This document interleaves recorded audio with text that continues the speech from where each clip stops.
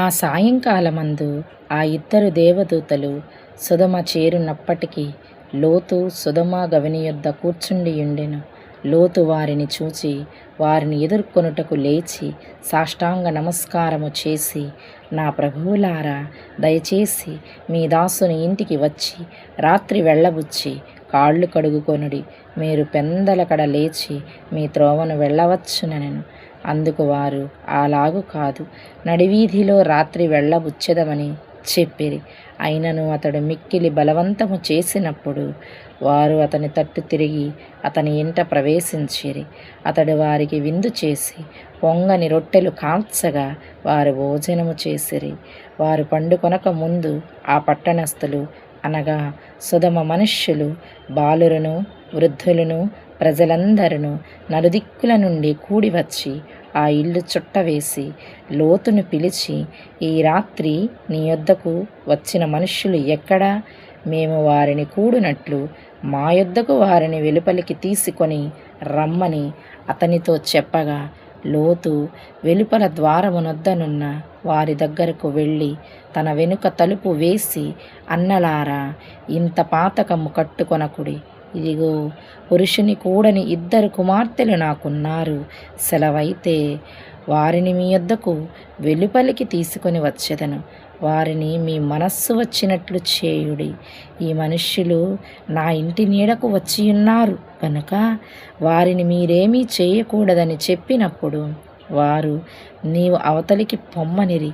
మరియు వారు, వీడెవడో మనలోనికి పరదేశిగా వచ్చి తీర్పరిగా నుండ చూచుచున్నాడు. కాగా వారికంటే నీకు ఎక్కువ కీడు చేసేదమని చెప్పి లోతు అను ఆ మనుష్యుని మీద దొమ్మిగా పడి తలుపు పగలగొట్టుటకు సమీపించిరి. అయితే ఆ మనుష్యులు తమ చేతులు చాపి లోతును ఇంటి లోపలికి తమ యొద్దకు తీసుకొని తలుపు వేసిరి. అప్పుడు వారు పిన్నలు మొదలుకొని పెద్దల వరకు ఆ ఇంటి ద్వారము దగ్గరనున్న వారికి కనుమబ్బు కలుగజేయగా వారు ద్వారము కనుగొనలేక విసికిరి. అప్పుడు ఆ మనుష్యులు లోతుతో, ఇక్కడ నీకు మరి ఎవరున్నారు? నీ అల్లుని, నీ కుమారులను, నీ కుమార్తెలను, ఈ ఊరిలో నీకు కలిగిన వారినందరినీ వెలుపలికి తీసుకొని రమ్ము. మేము ఈ చోటు నాశనము చేయవచ్చితిమి. వారిని గూర్చిన మొర యెహోవా సన్నిధిలో గొప్పదాయెను కనుక దాని నాశనము చేయుటకు యెహోవా మమ్మను పంపెనని చెప్పగా, లోతు బయటికి వెళ్ళి తన కుమార్తెలను పెండ్లాడనయ్యున్న తన అల్లుళ్లతో మాటలాడి లెండి, ఈ చోటు విడిచిపెట్టి రండి. యెహోవా ఈ పట్టణమును ఈ చోటు నాశనము చేయబోచున్నాడని చెప్పెను. అయితే అతడు తన అల్లుళ్ళ దృష్టికి ఎగతాళి చేయు వాని వలె నుండెను. తెల్లవారినప్పుడు ఆ దూతలు లోతును త్వరపెట్టి, లెమ్ము, ఈ ఊరి దోష శిక్షలో నశించిపోకుండా నీ భార్యను, ఇక్కడనున్న నీ ఇద్దరు కుమార్తెలను తీసుకొని రమ్మని చెప్పిరి. అతడు తడవు చేసెను.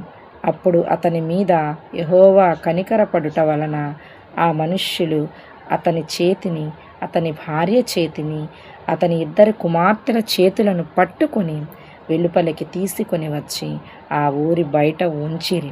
ఆ దూతలు వారిని వెలుపలికి తీసుకొని వచ్చిన తరువాత ఆయన, నీ ప్రాణమును దక్కించుకొనున్నట్లు పారిపొమ్ము, నీ వెనుక చూడకుము, ఈ మైదానంలో ఎక్కడనూ నిలువక నీవు నశించిపోకుండా ఆ పర్వతమునకు పారిపొమ్మని చెప్పగా, లోతు, ప్రభువా, అలాగు కాదు, ఇదిగో నీ కటాక్షము నీ దాసుని మీద వచ్చినది. నా ప్రాణము రక్షించుట వలన నీవు నా ఎడల కనపరిచిన నీ కృపను కనపరచితివి. నేను ఆ పర్వతమునకు తప్పించుకొని పోలేను. ఈ కీడు నాకు సంభవించి చచ్చిపోవుదునేమో. ఇదిగో, పారిపోవుటకు ఈ ఊరు సమీపములోనున్నది. అది చిన్నది, నన్నక్కడికి తప్పించుకొని పోనిమ్ము. అది చిన్నది గదా, నేను బ్రతుకుదునని చెప్పినప్పుడు ఆయన, ఇదిగో, నీవు చెప్పిన ఈ ఊరు నాశనము చేయను. ఈ విషయంలో నీ మనవి అంగీకరించితిని. నీవు త్వరపడి అక్కడికి తప్పించుకొని పొమ్ము. నీవక్కడ చేరు వరకు నేనేమియూ చేయలేనెను. అందుచేత ఆ ఊరికి సోయరు అను పేరు పెట్టబడెను.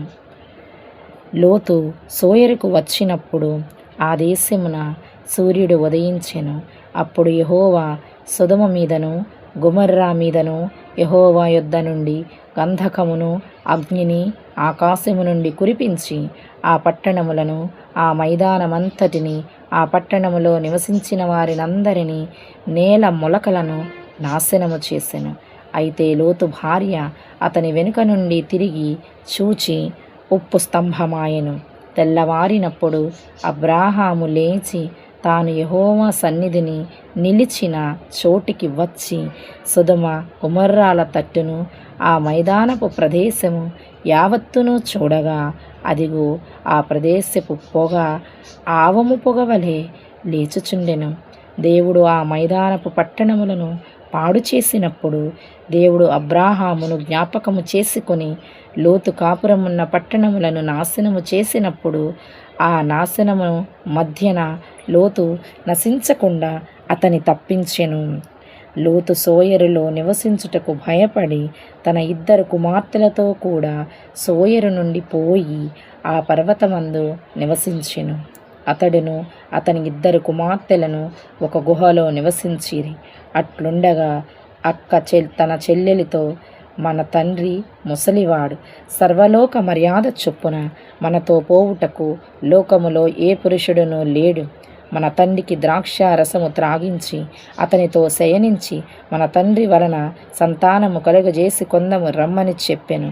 ఆ రాత్రి వారు తమ తండ్రికి ద్రాక్షారసము త్రాగించిన తరువాత అతని పెద్ద కుమార్తె లోపలికి వెళ్ళి తన తండ్రితో శయనించెను. కానీ ఆమె ఎప్పుడు శయనించెనో ఎప్పుడు లేచిపోయెనో అతనికి తెలియలేదు. మరునాడు అక్క తన చెల్లెలిని చూచి, నిన్నటి రాత్రి నా తండ్రితో నేను శయనించితిని. ఈ రాత్రి అతనికి ద్రాక్షారసము త్రాగించిన తరువాత నీవు లోపలికి వెళ్ళి అతనితో శయనించుము. అలాగున మనము మన తండ్రి వలన సంతానము కలుగజేసి కొందమని చెప్పెను.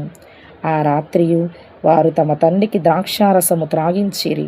అప్పుడు ఆ చిన్నది లేచి అతనితో శయనించెను. ఆమె ఎప్పుడు శయనించెనో ఎప్పుడు లేచిపోయెనో అతనికి తెలియలేదు. అలాగున లోతు యొక్క 2 కుమార్తెలు తమ తండ్రి వలన గర్భవతులైరి. వారిలో పెద్దది కుమారుని కని వానికి మోయాబను పేరు పెట్టెను. అతడు నేటి వరకు మోయాబీయులకు మూల పురుషుడుగా ఎంచబడెను. చిన్నది కూడా కుమారుని కని వానికి బెన్నమ్మి అని పేరు పెట్టెను. అతడు నేటి వరకు అమ్మోనీయులకు మూల పురుషుడిగా ఎంచబడును. ఆమేన్. God bless you all.